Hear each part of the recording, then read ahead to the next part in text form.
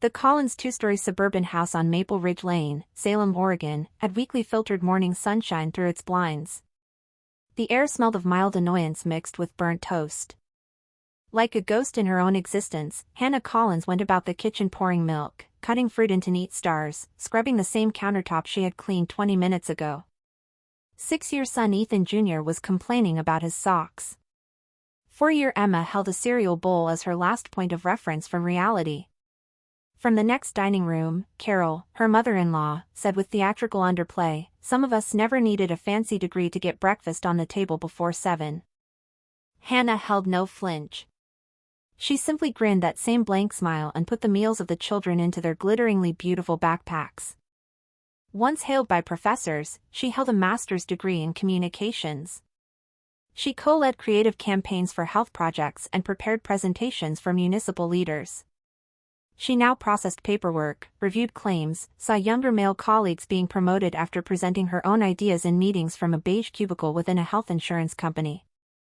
Good days were survival, she said. Others she questioned whether she was gradually disappearing. She pulled out of the driveway in her dusty gray Honda CR-V at 8:03 a.m., the car's suspension groaned slightly as it rolled by rows of identical homes with precisely groomed hedges and unseen misery. Hannah changed her Kate Spade tote and her cardigan sleeves. She was drinking lukewarm coffee in the fourth-floor open office of Harbor Mutual 1 hour later. The director grinned at Kevin in the morning conference, who had just read almost exact copy of Hannah's proposal the week before. Everyone clapped. Kevin winked. Declaring, "Let's give Kevin the lead on this," the director said. Hannah nodded. That was not the first time. But that might be the last. A HR notification showing "Let's discuss career alignment" blazed on her screen when she got back to her work. Wednesdays 10 a.m., her chest contracted. Usually, that meant just lateral shift. She was being driven out gradually. That evening home, Hannah reheated leftovers no one thanked her for as Carol hummed critical hymns in the living room. Judy, her own mother, answered over supper. Judy sighed from her Florida apartment. "You know, Hannah, a woman your age really shouldn't waste time like this. Why not look for something basic? Receptionist tasks? At least you would be handy." Hannah avoided responding. She simply watched rain slip down the glass like unquestioned prayers out the window. That evening, following everyone else to bed, including Ethan, who had silently "You okay?" Hannah unlocked her laptop as she withdrew to her quiet nook. The glow of the television mirrored her face like a mirror she had not really looked at in years. She turned to show her resume. Closed it afterwards. She instead launched YouTube. Her fingers hung here and there. Later typed. "What happens when mothers feel invisible?" Tears flowed before the video was posted. Just her voice, weary, quiet, breaking. She spoke like a lady who had carried too much too long, not like an expert. "I used to think someone would notice if I followed all the guidelines. I would be regarded if I maintained the peace, carried weight, remained silent. Still, peace is different from silence. Silence is not the same as safety either." Her video got 24 views the next morning. She uploaded another any other way. And one more. She looked at the aged office microwave in the Harbor Mutual break room Friday and decided. That evening during dinner, Hannah printed a letter after Carol asked if she had at last found a genuine job yet. Resignation effective immediately, she tucked it into her work tote and laid it silently on her supervisor's desk the following morning. She wrote Ethan, "I'm done being small." He only sent back a picture instead of responding verbally. That came from the kitchen counter. Cleaned. One she had always wanted, a coffee maker. One post-it next to it, "Go build it. I am here." That evening Hannah opened her laptop once more. She formed a canal. Posted a video called "Dear Women Who Feel Like You're Failing, You're Not." 12 minutes later the comment arrived. "I felt I was the only one. One thanks." That evening she turned on her laptop. Type the first headline: Being a mother does not require sacrificing yourself. First came the hush. The rumors then started: she's wasting her degree, she's going through something. None of them, though, realized I was reconstructing. 3 weeks after Hannah left her work, emails, phones, and ticking office clocks were no more loudest sounds in the house. Silence prevailed. No one inquired about her current project. Nobody inquired as to her well-being. Worse, nobody thought she was spending her time on anything worthwhile. After leaving the children off at Willow Creek Elementary, Hannah went back to the little corner Ethan had silently cleared in the kitchen every morning. One IKEA desk light, a webcam hooked to an old bookcase, and a laptop whose fan coughed like it had asthma make up her improvised studio.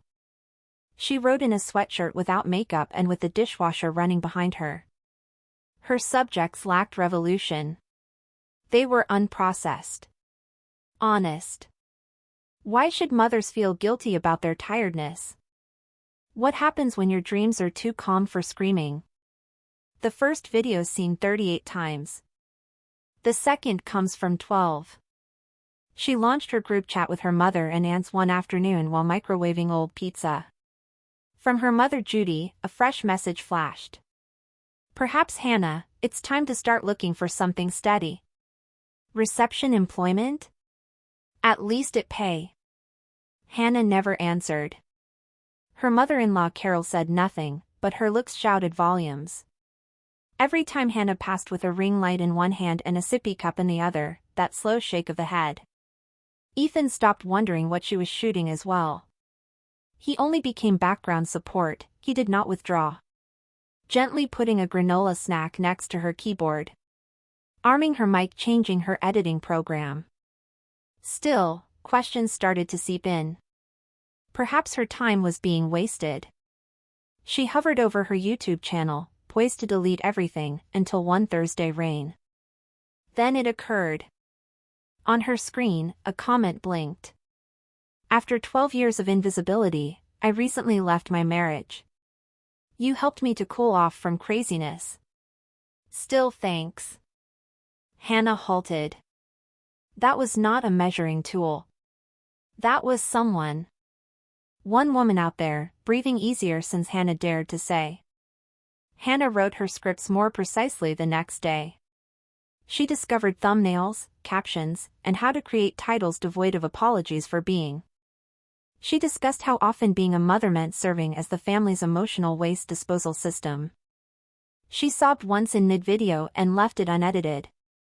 A week later, a Minnesota high school teacher uploaded her video "Why Moms Don't Complain, But We Should, Back Up." Overnight the video attracted 20,000 views. Emails arrived on demand. DMs from unknown people. Women saying things they hadn't mentioned to their closest friends. I hugged my mom today and sobbed with her for the first time in years. You are articulating emotions I did not know I was allowed to experience. Back in her house, the quiet altered. One day Carol passed by her corner and murmured, "You should do one about men who can't load a dishwasher." Now that makes sense. Her mother Judy called out of the blue. That YouTuber sounds like your daughter, a friend from her book club had remarked. She just said, "So, when are you doing a video about forgiveness, instead of apologizing?" Hannah grinned. "Once I figure out how to do it." Ethan strolled into the kitchen that evening when she was proofreading. He said, "I seen it." She raised her eyes. "Reddit is showing trending for your video. Top 10. Hannah hardly shed tears. Her breathing stopped, though. She felt observed for the first time in years. Not for being a wife either. Not for mom's sake. Not meant for holding it together. Just as seen. She said, "I finally feel like I'm not wasting anything." Whispering quietly. Ethan said, "You never were." 3 days later Hannah got an email from TEDx Portland. "We would be quite interested in your narrative. Zero pressure. Your voice alone." One afternoon a bouquet showed up. "For the woman who reminded us we matter," the card said. They claimed I gave up. But I was only starting now. Hannah stood in front of the mirror in the downtown Portland Marriott early on her TEDx talk. Her polli were clammy. From practicing the same 4 lines in her hotel room all night, her voice had gone raspy. A set of gold earrings shook slightly on the vanity from the hotel AC. They were not her. They had belonged to Ethan's grandmother, a present from Carol delivered silently, tucked in a little box on the kitchen table the evening before Hannah took off. Inside the card just said, "For strength." Hannah had not told her mother she was talking. Judy had, after all, expressed her viewpoint clearly in their most recent phone conversation. "Your story isn't unique, Hannah. Everyone struggles. You don't need to yell it on a stage to feel important." Still, Ethan? Her suitcase was packed by him. Drove her 4:30 a.m. to the airport. Kissed her hand and said softly, "Go tell the world what they missed." Backstage now, she changed the mic hook to her collar. She came upon the red circle. Mothers, daughters, young guys with folded arms and arched eyebrows watched back from a sea of strange faces. She exhaled. Then I started speaking. I used to think my duty was to simplify things for everyone but me. To remain silent, so none one had to experience discomfort. To break and still be smiling. Not a tear was shed. Only clarity. She refrained from screaming. She not shook. She told the truth straightforwardly. And the room nodded in agreement. She finished in a napkin-strewn diner booth while Ethan slept across from her, in a line she hadn't penned until the evening before. "We are merely refusing to vanish, we are not failing." The ovation was not wild. It proceeded steadily. Fixed. Like bricks laying under her feet a foundation. A woman in her 60s walked up to her in the corridor as she left the stage following the event. "Your movie was sent to me by my daughter while I was alone recovering from surgery. You helped me not to feel neglected." Hannah stood unsure of what to say. She merely gave her a hug. Back in Salem, she went home that evening and saw Carol staring at one of her earlier films on the family iPad, frowning at the screen like it were a problem she had been trying to solve for years. Carol added without looking up, "You always looked tired." Hannah gave a nodding yes. "I am." Carol carefully laid the iPad down and closed it. "You do this very well, the chatting." Facts. There was no apology. But it was something else entirely. Judy dropped an envelope the next week. Inside was a picture of Hannah at her college graduation beside a sticky note saying, "I should have told you I was proud back then." Sitting on the floor, Hannah cried for the woman who had at last stopped waiting for permission to matter as well as for the girl in that cap and gown. Her channel, The Quiet Uprising, attracted 500,000 viewers inside a month. Not followed. Not supporters. A group. She discussed burnout, emotional work, how women carry sadness like folded clothes. She spoke with other mothers, survivors, quiet soldiers who had been underappreciated for far too long. And one day her email had a note labeled urgent from a national publishing house. They sought her voice in print. A book sale. Barefoot, Hannah answered the call, signing a contract with one hand while making mac and cheese with the other.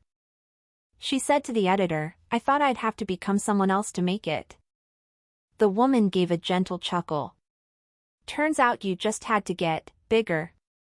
By spring, Hannah started the Hidden Work Foundation, a nonprofit offering grants, media mentoring, and retreat locations for women pushed to the periphery. The same ladies who had written to her in whispers were now standing next to her on panels, also giving their voices. Hannah sat in the backyard under the willow tree Ethan had planted on a sunny May afternoon Emma was born under. She watched her children dash across the grass with juice boxes and loosened shoes while sipping a cup of tea. Ethan leaving with a folded newspaper. "You cover this." She let her eyes roll back. "Don't joke, that is not appropriate." He turned it over to her. And there she was. From suburban mom to voice for millions, How One Woman Built an Empire of Empathy is the headline. Hannah grinned. Then moaned. Then started to chuckle once more. Not because she felt good about herself, but because she at last believed it. Not 1 second of it was wasted. Not the years shown in the cubicle. Not the silence. Not the broken voice or dismissed aspirations. Every bit of it had brought her here. And somewhere else, another woman washing dishes, suppressing tears, told she was too much or not enough, was listening. She grinned after opening her laptop and peering into the camera. This is for each lady who felt inadequate. You am. We are. She stopped keeping her resume current in a neglected file. She no longer judged her value in unread emails or meetings that ought to have belonged to her. Until the day Hannah Collins discovered her quiet was costing her everything, she had spent years gently traversing other people's comfort zones. The day she gave her resignation, there were no pyramids. Not a single applause. Just a whisper inside her chest declaring, "You're allowed to want more." And she paid attention. She left a career never seen by her behind. From approbation that never seemed forthcoming. From standards never hers to carry. She stayed calm instead of rushing. She did not sour relations. She simply stopped putting on a front. It seemed at first like failure. Similar to falling. Sometimes, though, you have to fall before you find the means of ascent.